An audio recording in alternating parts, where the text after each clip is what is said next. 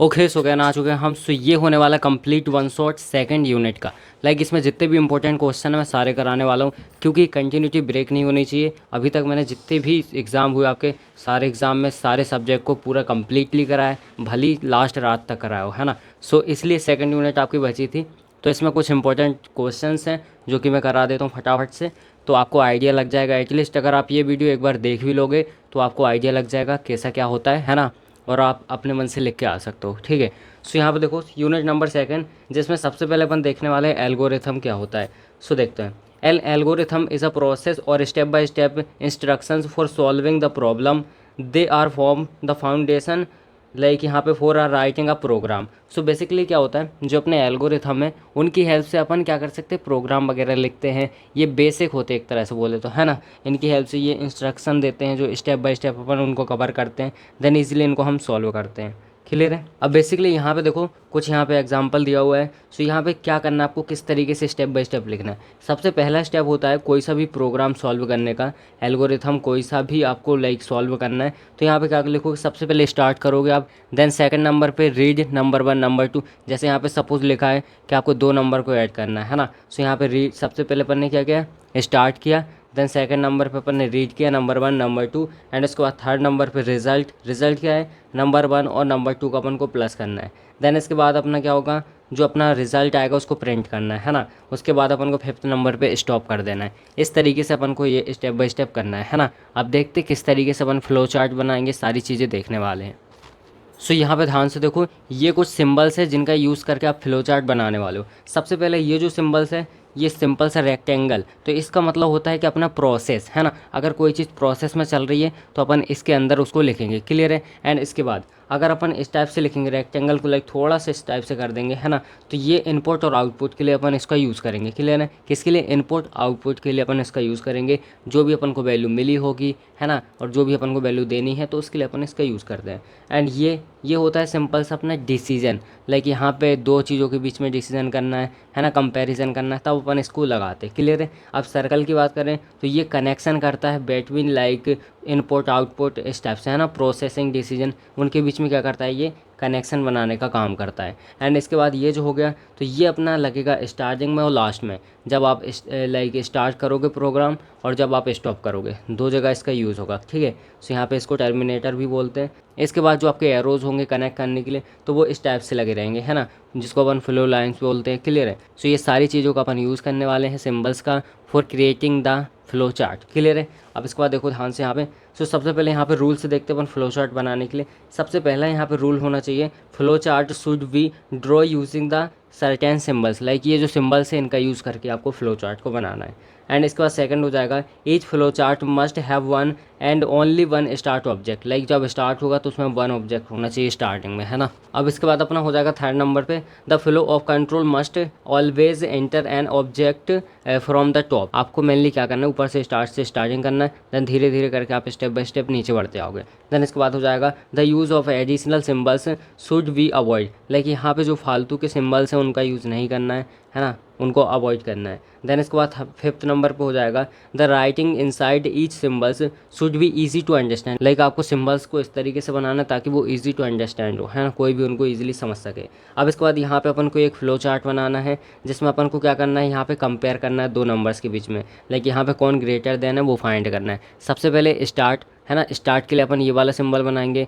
Clear है। Then इसके बाद अपन ने देखो यहाँ पे दो नंबर लिए जो कि इनपुट या फिर आउटपुट है, तो अपन ने इनपुट लिया यहाँ से, तो इस बॉक्स में अपन उसको बंद करेंगे। क्लियर है। एंड यहाँ पे लिखा रीड नंबर 1 नंबर 2।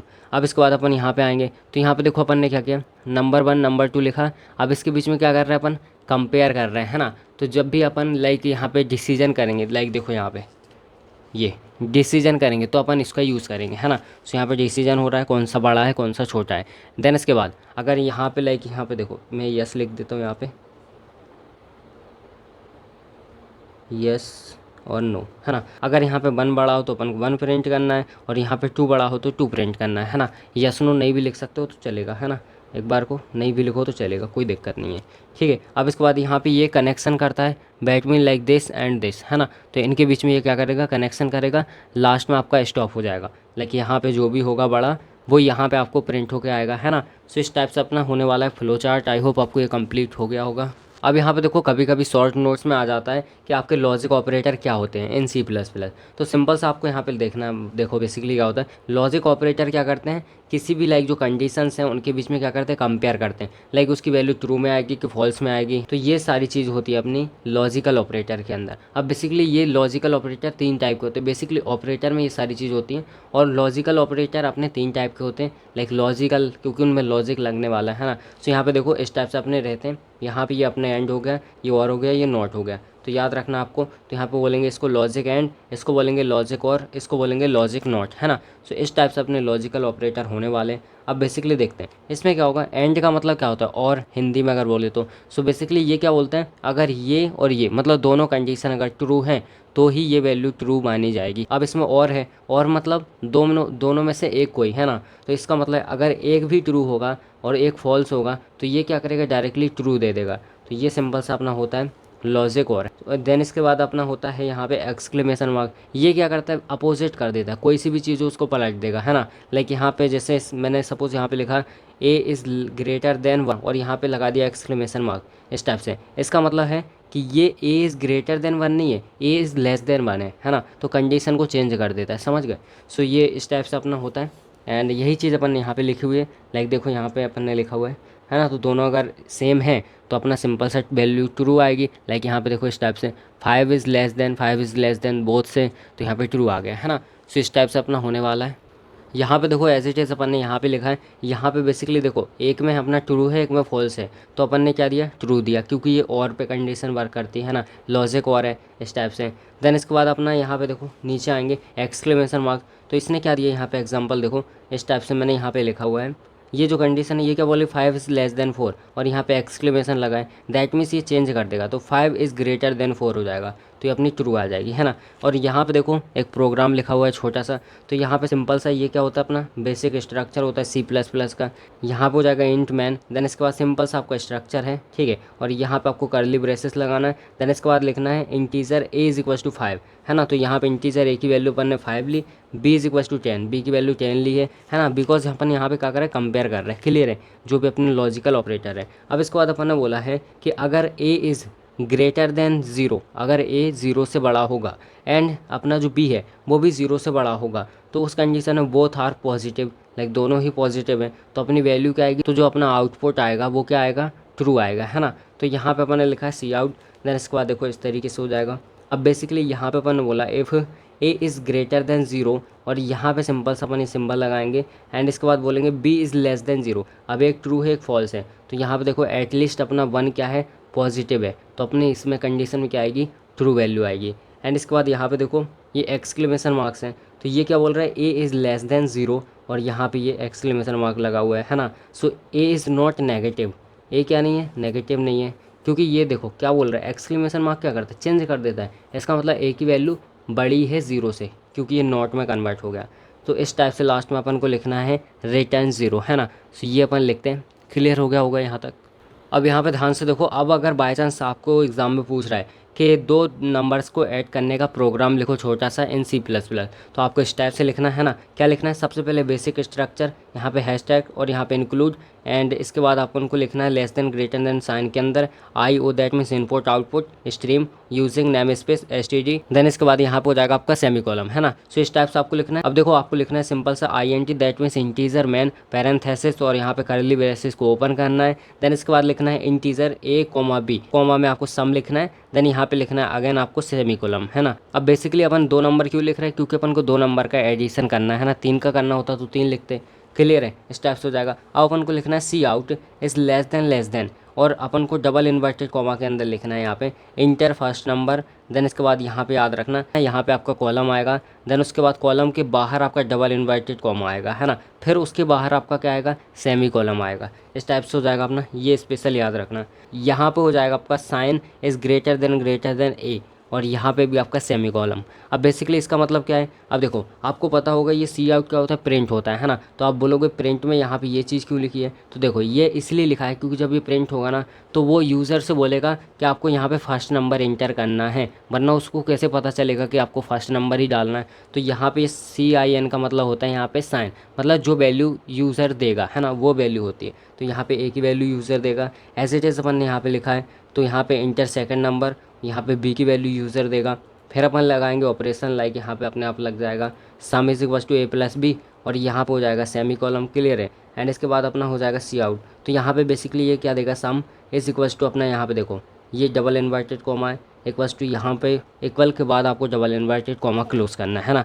फिर इसके बाद हो जाएगा सम is less than and L, that means ये तो अपन लगाते ही है ना लाइन को जोड़ने के लिए, इसलिए। एंड इसको अपन लगाएंगे सेमी कॉलम, देन इसके बाद रिटर्न करेंगे 0। तो इस टाइप से अपना कंप्लीट हो जाएगा। लास्ट में आपको जो आपका कर्ली ब्रेसेस है इसको क्लोज़ कर देना है ना, लास्ट में आपका कर्ली ब्रेसेस है इसको क्लोज़ कर देना है। तो इस टाइप से आपका कंप्लीट हो जाएगा 2 नंबर्स का एडिशन इन C++। अब यहाँ पे ध्यान से देखो, अपन बात करने वाले हैं कॉम्प्लेक्सिटी के बारे में। सो बेसिकली कॉम्प्लेक्सिटी क्या होता है, सिंपल सा आपको याद रखना है, ये एक मेजरमेंट करता है लाइक टाइम और स्पेस के बीच में, है ना, जो एल्गोरिथम आप लिख रहे हो, क्लियर है। सो यहाँ पे देखो टाइम और कॉम्प्लेक्सिटी यहाँ पे 2 टाइप का होता है, टाइम कॉम्प्लेक्सिटी और यहाँ पे स्पेस कॉम्प्लेक्सिटी, है ना। सो ये दो टाइप का होने वाला है। अब बेसिकली इसकी बात करें अपन, सबसे पहले कॉम्प्लेक्सिटी क्या होता है। Complexity is the measurement of the resources like यहाँ पे time and space required by an algorithm to solve a program, clear है। एंड इसके बाद हो जाएगा it is use to compare the efficiency of algorithm. So efficiency compare करने के लिए भी इसका यूज़ किया जाता है।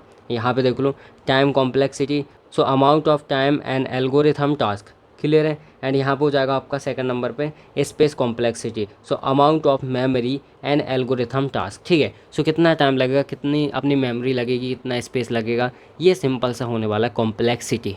अब यहाँ पे ध्यान से देखो, अपन बात करने वाले प्रोग्रामिंग लैंग्वेज के बारे में। सो प्रोग्रामिंग लैंग्वेज होते क्या है, आप सिंपल से समझ सकते हो कि ये कम्युनिकेशन का एक मीडियम होता है like between the user and computer. Programming language as a communication language between the user and computer, so the source in which easily interact user and computer known as the programming language. इस type से अपना हो जाएगा। अब यहाँ पे देखो दूसरी लैंग्वेज में लिखा हुआ है a set of words and symbols use to write computer program is called programming language, ठीक है। सो इस टाइप से हो जाएगा। अब बेसिकली ये 2 टाइप की होती है। सबसे पहली होती है अपनी लो लेवल लैंग्वेज, दूसरी होती है हाई लेवल लैंग्वेज, है ना। सो देखते हैं क्या होती है अपनी लो लेवल लैंग्वेज। अब बेसिकली यहाँ पे देखो लो लेवल लैंग्वेज में क्या होता है, सिंपल सा आप समझ सकते हो, ये बहुत ही करीब होती है कंप्यूटर के और ह्यूमन के बहुत ही दूर होती है, मतलब बाइनरी नंबर, क्लियर है। बाइनरी नंबर को क्या आप समझ सकते हो, नहीं समझ सकते, बट कंप्यूटर इजीली समझ सकता है ना। सो यहाँ पे देखो low level language is a very close to computer, it gives direct interaction to the hardware, like direct hardware से इंटरेक्ट रहती है ना। The computer understands it very fast, तो कंप्यूटर बहुत फास्ट इसको अंडरस्टैंड कर सकता है, but it's difficult to humans to read and write, लेकिन ह्यूमन इसको रीड और राइट नहीं कर सकता ईजिली, है ना। अब बेसिकली यहाँ पे लो लेवल लैंग्वेज अपनी 2 टाइप की होती है। सबसे पहले होती है यहाँ पे मशीन लैंग्वेज और दूसरी होती है अपनी असेंबलर लैंग्वेज, है ना। सो मशीन लैंग्वेज क्या होती है, अब यहाँ पे देखो राइट ओनली इन 0 and 1, मतलब बाइनरी नंबर्स में, है ना। तो बाइनरी नंबर्स में लिख रहा है तो वो अपनी मशीन लैंग्वेज हो जाएगी। Computer can easily understand it, वो ईजिली समझ सकता है ना। एंड इसके बाद असेंबली लैंग्वेज की बात करें तो इन assembly language short words means, अब बेसिकली असेंबली लैंग्वेज में क्या होता है, इसमें बहुत ही शॉर्ट वर्ड्स का यूज़ किया जाता है। लाइक यहाँ पे MOC, लाइक यहाँ पे MOV हो गया, ADD हो गया, SUB हो गया, तो ये सारे वर्ड्स अपन यूज़ करते हैं असेंबली लैंग्वेज में, है ना। तो ये हो गया। अब इसको भी आप उतना इजीली नहीं समझ पाओगे, क्लियर है। एंड इसके बाद आगे देखें अपन, अब देखो असेंबलर की हमें ज़रूरत पड़ती है इसको मशीनी लैंग्वेज में कन्वर्ट करने के लिए, है ना। सो यहाँ पे सिंपल सा बाइनरी में कन्वर्ट करने के एग्जाम्पल के लिए यहाँ पे MOV हो गया, A हो गया, 5 हो गया, तो इस टाइप से अपनी रहती है, ठीक है।